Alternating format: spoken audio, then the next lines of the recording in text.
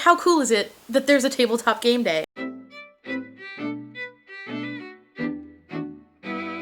So today, in celebration of Tabletop Game Day, I'm going to show you a few of the games that I love to play with my girls. The first game is a game that we just discovered recently and have really been loving, and it is called Sushi Go.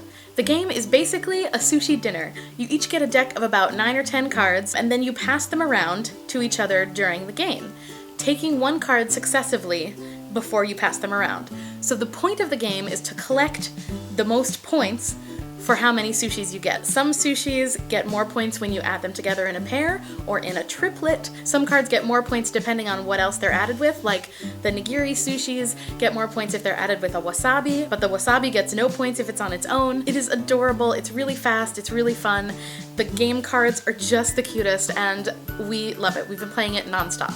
The second game we really love is Cattegories, the card game. This is a really great game for the younger kids because older Cattegories you have to write down all the things and, you know, write down all your answers.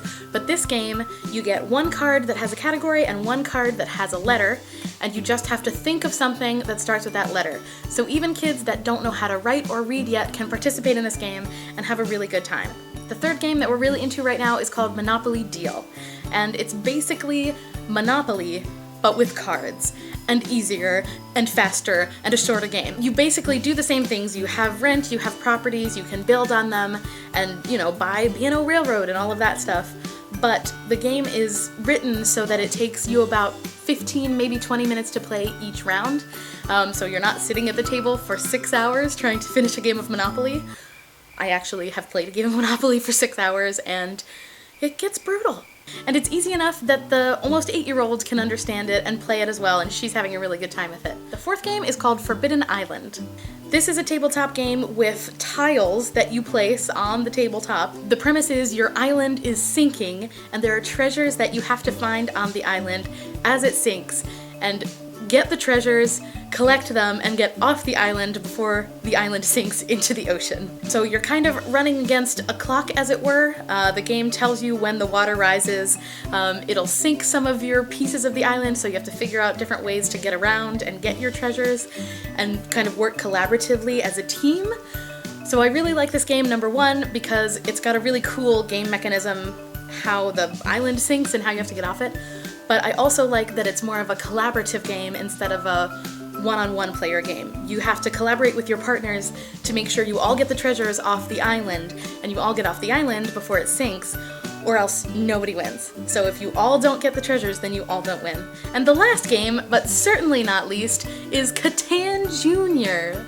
For any of you tabletop game fans, you will probably know Settlers of Catan. It is a fantastic, wonderful game, and there is a Catan Junior that you can play with your kids. It's basically like the grown-up Settlers of Catan game, only made a little bit easier and cuter.